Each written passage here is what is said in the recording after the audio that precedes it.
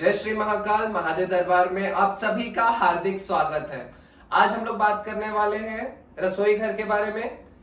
रसोई घर कहाँ होना चाहिए, कैसा होना चाहिए, रसोई घर का प्रभाव अलग अलग दिशाओं के अनुसार हमारे जीवन में, हमारे परिवार में क्या पड़ता है, इन सब चीजों के बारे में हम लोग शॉर्ट में बातचीत करेंगे। शास्त्र ने हमें रसोई घर बनाने के लिए दो स्थान दिए गए हैं। सबसे पहला स्थान होता है अग्नि का कोना, जिसे हम लोग बोलते हैं साउथ ईस्ट।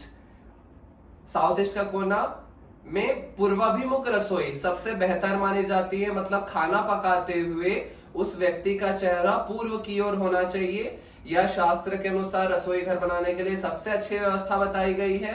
अगेन सेकंड होता है शास्त्र के अनुसार वायु के कोने में पश्चिमाभिमुख रसोई बहुत ही बेहतर मानी गई है। कई लोगों को ये लगता है सिर्फ और सिर्फ अग्नि के कोने में ही रसोई घर होना चाहिए, पर ऐसा नहीं है। शास्त्र ने हमें दोनों स्थान दिए गए हैं। एक होता है अग्नि का कोना और होता है वायु का कोना। अग्नि और वायु एक दूसरे के पूरक होते हैं। अग्नि के बिना वायु का अस्तित्व नहीं होता, वायु के बिना अग्नि का अस्तित्व नहीं होता। ये दोनों एक दूसरे के दोस्त होते हैं, इसलिए इन दोनों स्थानों पर रसोई घर बनाने की शास्त्र ने हमें आज्ञा दी है। नैऋत्य के स्थान पर और ईशान के स्थान पर रसोई घर त्याज्य माना गया है। नैऋत्य के स्थान पर रसोई घर बनाने से उस घर में रहने वाली बहू और सास के बीच तनाव बहुत ज्यादा होता है। लड़ाई झगड़े इतने ज्यादा होते हैं कि उस घर में रहने वाली फीमेल्स के बीच में दो रसोई घर का योग बनता है। या तो सास और बहू अलग अलग खाना बनाएंगे अलग अलग समय पर अपने अपने पति अपने बच्चों के लिए, या एक ही घर में दो किचन का योग बन जाता है। सेकंड, उस घर में रहने वाली फीमेल का कमर से लेके पैर तक बहुत ज्यादा दर्द की शिकायत रहती है।